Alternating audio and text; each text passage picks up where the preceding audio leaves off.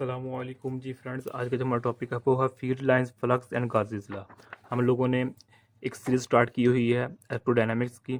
तो इस सीरीज़ में जो आज की हमारे पास वीडियो है वो वीडियो नंबर हमारे पास 4 है, field lines, flux and Gauss law. तो नेक्स्ट वीडियोज़ में हम इंशाल्लाह इन वीडियोज़ पर इन टॉपिक्स पर बात करने की कोशिश करेंगे। तो ये देखते जाए।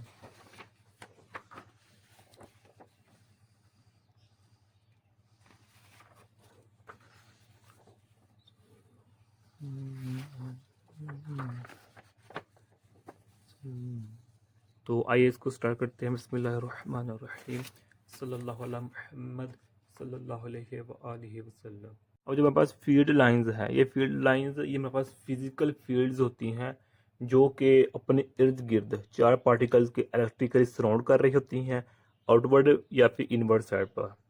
ओके, और उन पर फोर्स लगाती हैं। यहाँ भी हमारे पास इलेक्ट्रिक फील्ड लाइंस होती हैं। मिसाल के तौर पर ये पॉजिटिव चार्ज है तो इसमें से इलेक्ट्रिक फील्ड बाहर की तरफ निकलेंगे। ओके, और अगर नेगेटिव है तो इन होंगी electric field lines. Okay, electric field से जो हमारे पास फार्मूला होता है वो हमारे पास ये होता है वी ओवर एम। खैर, अब आए जो मेरे पास इधर हमने लिखना था electric field lines. Okay, electric field lines हमने इधर लिखना था। तो सबसे पहले देखिए, जो मेरे पास इलेक्ट्रिक फील्ड लाइंस है, इसको हम पॉजिटिव के लिए तो इस तरह लिखते हैं, बाहर वाली साइड पर निकलती हैं, और नेगेटिव के लिए इनवर्ड साइड पर होती हैं। ओके, अगर एक तरफ पॉजिटिव है एक तरफ नेगेटिव है तो फिर इस तरह होगी हमारे पास, इस तरह। ओके, ये नेगेटिव है इनवर्ड साइड पर होंगी, और ये पॉजिटिव है तो यहाँ से भी बाहर निकलेंगी। एक ये केस है हमारे पास। और यहाँ एक बात याद रखिएगा कि जो मेरे पास इधर एंगल होगा ना, मिसाल के तौर पर ये पॉजिटिव है तो पॉजिटिव में इससे बाहर निकलेंगे, तो यहाँ जो एंगल होगा वो 90 का होगा। जब भी कोई भी इलेक्ट्रिक फील्ड पॉजिटिव में से बाहर निकलती है, इन होती है नेगेटिव में, तो एंगल हमेशा 90 का होता है। अब इधर जो मेरे पास एंगल होगा वो मेरे पास क्या होगा, 90 का एंगल ही होगा हमारे पास। और इसमें ये भी ऐड कर कीजिएगा कि जो इलेक्ट्रिक फील्ड लाइंस होती हैं वो कभी भी एक दूसरे को इंटरसेक्ट या क्रॉस नहीं करती। ओके, अब जो बुक पर एक डायग्राम मेंशन है वो ये मैं हमारे पास मेंशन की गई है। ओके, इस तरह।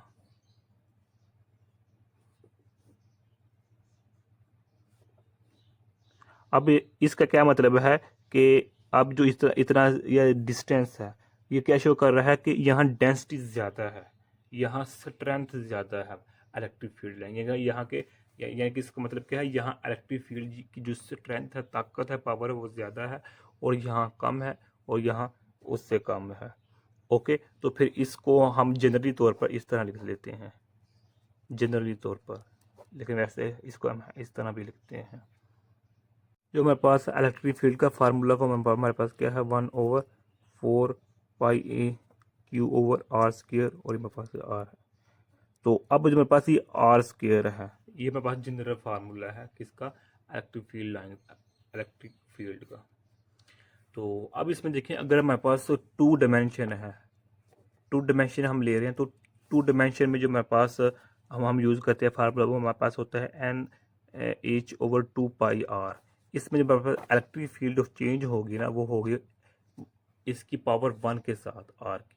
ओके, लेकिन जब हम यहाँ थ्री डायमेंशन की बात करेंगे तो थ्री डायमेंशन में क्या होगा, हमारे पास जो फार्मूला होगा वो हमारे पास होगा N/4πr²। यानी कि अब यहाँ जो मेरे पास इलेक्ट्रिक फील्ड चेंज हो रहा है वो r³ के लिहाज से चेंज हो रहा है, और टू डायमेंशन में सिंपल r की 1 पावर के लिहाज से इलेक्ट्रिक फील्ड कम या ज़्यादा हो रहा है। यानी कि अगर ये ज़्यादा है तो ये कम है, अगर ये कम है तो ज़्यादा है, अगर ये कम है तो इसका मतलब ये बहुत ज़्यादा है, अगर ये ज़्यादा है तो इसका मतलब ये बहुत कम है। यानी कि ज़्यादा, हाँ, इसकी जो ताकत है, जो इसका रिजल्ट आएगा वो ज़्यादा नेगेटिव में या ज़्यादा इंक्रीजिंग में आएगा, हमारे पास डिक्रीजिंग या इंक्रीजिंग में आएगा। अब चूँकि जिस तरह मैंने पहले बताया कि ये हम इलेक्ट्रोस्टैटिक्स का चैप्टर स्टडी कर रहे हैं, तो इसमें जो मेरे पास होती है ना इलेक्ट्रिक फील्ड लाइंस, वो कभी भी एक शेप में यानी कि सर्कुलर शेप में नहीं होती। या तो वो इस फॉर्म में होती है या इस फॉर्म में होती है इलेक्ट्रिक फील्ड लाइंस, या फिर इस फॉर्म में किसी, लेकिन जो मेरे पास वो होते हैं क्लोज सरफेस, उसमें नहीं पाई जाती हमारे पास जो इलेक्ट्रिक फील्ड लाइंस होती हैं। ओके, अब जो मैंने इधर बताया इसको हम इस तरह समझते हैं कि ये देखिए हमारे पास ये एक है, तो यहाँ से इलेक्ट्रिक फील्ड लाइंस बाहर निकल रही हैं। तो यहाँ देखें, अगर हम यहाँ देखें तो यहाँ जो स्ट्रेंथ है इलेक्ट्रिक फील्ड लाइंस की वो ज़्यादा है, और यहाँ देखें स्पेस ज़्यादा है, इसका मतलब इलेक्ट्रिक फील्ड की स्ट्रेंथ क्या है, कम है। अब हम बात करते हैं जो मेरे पास सेकंड है पोर्शन, वो हमारे पास फ्लक्स का, इलेक्ट्रिक फ्लक्स हमारे पास आ जाता है। तो इलेक्ट्रिक फ्लक्स में देखें जो मेरे पास एक सरफेस है, ये सिंपल वही बातें छोटी छोटी, ये मेरे पास क्या है, डी ए है, सरफेस है।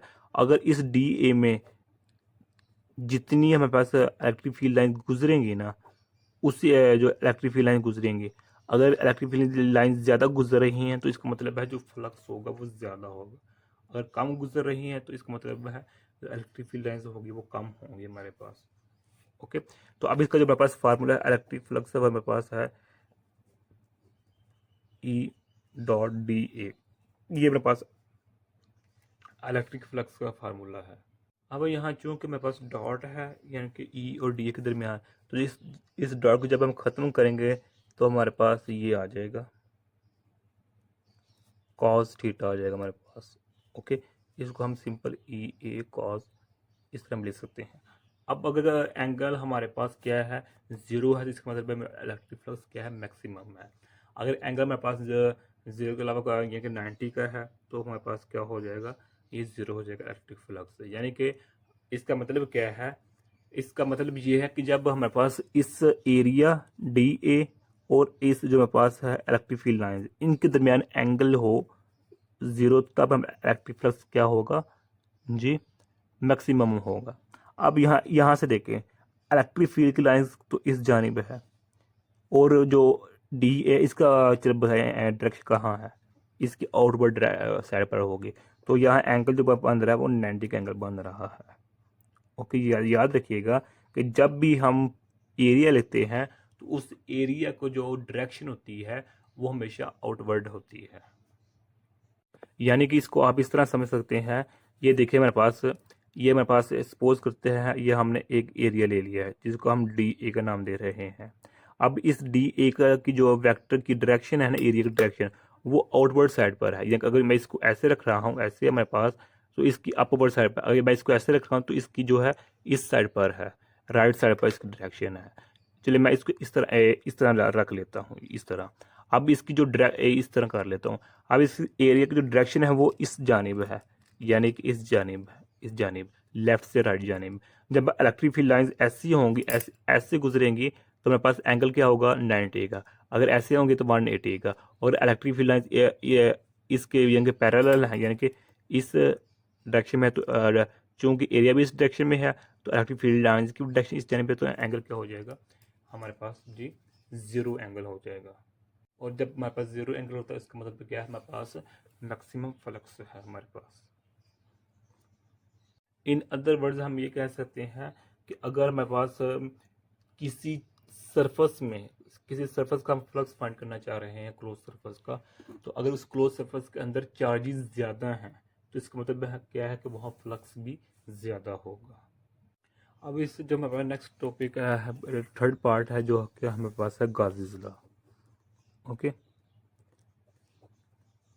तो अब इस गाज़ीज़ लॉ में देखिए क्या होता है कि गाज़ीज़ लॉ में इसकी डेफिनेशन एक सुन लें। According to this Gauss's law, the electric flux passing through a close surface is 1 E not times charge enclose by this surface. यानी कि सपोज करें हमारे पास ये सरफेस, इसमें हमारे पास Q1 भी है, Q2 भी है, Q3 भी है, Q4 भी है, सो ऑन है। इसका हमने गाज़ीज़ लॉ इधर अप्लाई करना है, तो हमारे पास इसका जो फार्मूला गाज़ीज़ लॉ का होगा वो हमारे पास क्या होगा कि टोटल चार्ज को मैं कह देता हूँ QI है। तो टोटल चार्ज जो मेरे पास होंगे या टोटल चार्ज इनक्लोज इस सरफेस के अंदर होंगे, उसको मैं मल्टीप्लाई कर दूंगा 1/E से, तो वो हमारे पास क्या आ जाएगा, गाज़ीज़ लॉ निकल आएगा। और गाज़ीज़ लॉ यही हमारे पास फॉर्म होती है, यही हमारे पास गाज़ीज़ लॉ है। ये Q है, QI कह लिया कि Q इनक्लोज कह लें, एक ही बात है। ओके, ये फार्मूला हमारे पास इंटेग्रल फॉर्म ऑफ गाज़ीज़ लॉ है, ये हमारे पास इंटेग्रल फॉर्म ऑफ गाज़ीज़ लॉ है ये हमारे पास। ओके, तो अब यहाँ देखिए इंटेग्रल फॉर्म गाज़ीज़ लॉ है, इसमें जब हमारे पास Q दिया होता है तो हम इलेक्ट्रिक फील्ड फाइंड करते हैं, यानी कि जो हमारे पास इंटीग्रल फॉर्म का सिलसिला होता है हम उसको यूज़ करते हैं जब हमारे पास चार्जेस मौजूद होते हैं, उन चार्जेस की वजह से हमने जो इलेक्ट्रिक फील्ड फाइंड करना है तब हम ये फार्मूला इस्तेमाल करते हैं, यूज़ करते हैं। और एक और याद रखिएगा, जो गाजीज लॉ होता है ये वैलिड होता है हर जगह, लेकिन इस गाजीज लॉ को हम इस्तेमाल नहीं कर सकते हर जगह। यानी कि जो गाजीज लॉ है ये सिर्फ वहाँ इस्तेमाल होता है जहाँ सिमेट्री पाई जाती है। अगर सिमेट्री नहीं है तो इन अदर वर्ड जो वहाँ जो गाजीज लॉ होगा वो इम्पॉसिबल हो जाएगा, बहुत डिफिकल्ट हो जाएगा अप्लाई करना। अब यहाँ देखें जो हमारे पास है, ये देखें जो वीडियो नंबर 5 है, इसका ए पार्ट जो होगा ना, इसमें हम एप्लीकेशन गाजी लॉ को स्टडी करेंगे। और जो इसका बी पार्ट है, अभी मैंने लिखना है, जो बी पार्ट होगा, बी पार्ट में example number 3, example number 4, example number 5 करेंगे। तो उन 3 एग्जाम्पल में application of Gauss law he use हुआ है, यानी कि गाजी लॉ का ही उधर इस्तेमाल हुआ है। और उन एग्जाम्पल में, यानी कि एग्जाम्पल नंबर 3 में, एग्जाम्पल नंबर 4 में, एग्जाम्पल नंबर 5 में सिमेट्री यूज़ हुई है। एग्जाम्पल नंबर 3 में स्फेरिकल सिमेट्री है, एग्जाम्पल नंबर 4 में सिलेंडरिकल सिमेट्री है, और एग्जाम्पल नंबर जो 5 है उसमें हमारे पास प्लेनर सिमेट्री है। उधर हम गाजी लॉ यूज़ करेंगे, इस्तेमाल होगा हमारे पास जो गाजी लॉ है। ओके, तो अच्छा नेक्स्ट पॉइंट इसमें क्या गाजी लॉ में आ जाता है कि अगर हमारे पास डाइपोल मोमेंट 0 है तब हमारे पास गाजी लॉ हम उधर अप्लाई नहीं कर सकते। मिसाल के तौर पर ये जो हमारे पास सफ़र है, एक इसमें पॉजिटिव चार्ज एक नेगेटिव चार्ज है, अब इसका जो मोमेंट है वो हमारे पास 0 है, इसलिए इस पर हम क्या गाजी लॉ अप्लाई नहीं कर सकते। एक और बात याद रखिएगा कि जो गाजी लॉ होता है हमेशा वहाँ इस्तेमाल होता है जहाँ हमारे पास 1/r³ हो, यानी कि ये रिलेशनशिप पाया जाए, ये हो या ई की जगह एफ लगा लें। जहाँ ये रिलेशनशिप होगा वहाँ हमारे पास जो गाजी लॉ होगा वो इस्तेमाल होगा। मिसाल के तौर पर हमारे पास जो ग्रेविटेशन लॉ है, ग्रेविटेशन लॉ में इधर तो हमारे पास चार्जेस हैं, तो ग्रेविटेशन लॉ में हमारे पास मैसेज आ जाते हैं, तो वहाँ भी हमारे पास क्या होता है, ग्रेविटेशन में हमारे पास 1/r² आता है, तो वहाँ भी हम ग्रेविटेशन लॉ में भी हम गाजी लॉ को यूज़ कर सकते हैं, इस्तेमाल कर सकते हैं। अब जो गाजी लॉ के हमने इंटेग्रल फॉर्म देख लिए, अगर इस इंटेग्रल फॉर्म को हम कन्वर्ट करना चाह रहे हैं किस में, डिफरेंशियल फॉर्म में, तो अब क्या करेंगे, यही फार्मूला है, मैं अगेन लिख देता हूँ फार्मूला E.dA, ये मेरे पास फार्मूला है Q/E0। इस फॉर्म को हम डिफरेंशियल फॉर्म में लाना चाहते हैं ऑफ गाजी लॉ, तो इधर हम अप्लाई करेंगे डाइवर्जेंस थ्योरम। पहले हम डाइवर्जेंस थ्योरम क्या करता है कि सरफेस को वॉल्यूम में, वॉल्यूम को सरफेस में चेंज करता है। ओके, ये देखें,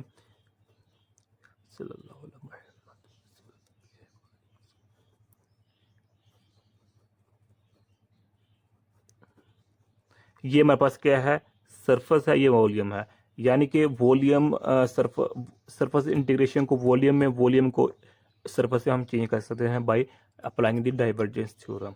ओके, और हम जानते हैं जो हमारे पास ये पोर्शन किसकी इक्वल है, इसकी इक्वल है, लिहाजा इसको हम इसके इक्वल लिख देते हैं। ये हमारे पास इक्वेशन बन चुकी है। ओके, अब यहाँ देखें कि जो हमारे पास ये क्यू है, इस क्यू को मैं इस तरह लिख सकता हूँ, डी टा है, ये मेरे पास रो है, ये इंटीग्रल फॉर्म है, ये मेरे पास डी टा है, टी नहीं है। ओके, यानी कि मेरे पास ये सरफेस है ना, इस सरफेस में हमारे पास जो चार्ज है, उस चार्ज को, जो मेरे पास ये चार्ज है, इस चार्ज को हम इस फॉर्म में लिख सकते हैं, यानी कि इस सरफेस का अगर हम रो लें, उसी रो का हम इंटीग्रल लें टा के लिहाज से, यानी कि टा यहाँ क्या शो कर रहा है, वॉल्यूम को शो कर रहा है, यानी कि आल डायमेंशन को शो कर रहा है। तो जब हम उस रो का इंटीग्रल लेंगे यानी कि आल डायमेंशन में, तो मेरे पास क्या आ जाएगा, चार्ज आ जाएगा। इस ये तो हमने क्यू को इस फॉर्म लिखा है ना, जब अपन नेक्स्ट वीडियो होगी, नेक्स्ट वीडियो में हम इसको इस फॉर्म में लिखेंगे, क्यू की फॉर्म में लिखेंगे। अगर आप नेक्स्ट वीडियो देखेंगे आपको समझ आ जाएगी। ओके, हम इसको इसको इसको इस फॉर्म में, इसको इस फॉर्म में इजीली लिख सकते हैं। लिहाजा अब इसका मतलब क्या, ये इसके इक्वल है, ये इसके इक्वल है। ओके, और ये क्यू इसके इक्वल है, लिहाजा इधर मैं लिख देता हूँ कि जो मेरे पास है इन डेल डॉट ई डी टा, ये किसकी इक्वल हो गया, 1/ε0 तो ये मेरे पास रो है, ये इंटीग्रल है, और ये मेरे पास क्या है, डी टा है। ओके, जो मेरे पास ये रो है, रो किसको शो करता है, वॉल्यूम चार्ज डेंसिटी को शो करता है, किसको, वॉल्यूम। अब ये हो गया, अब यहाँ से ये गया, यहाँ से ये गया, तो मेरे पास क्या फॉर्म बच गई, मेरे पास आ गया del dot E is equal to rho over ε0 E. यही हमारे पास differential form of Gauss law है। ये डिफरेंशियल फॉर्म ऑफ गाज़ीज़िला है, ये इंटीग्रल फॉर्म ऑफ गाज़ीज़िला है।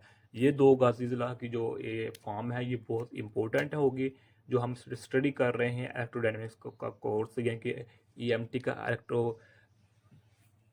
इलेक्ट्रोमैग्नेटिक थ्योरी का।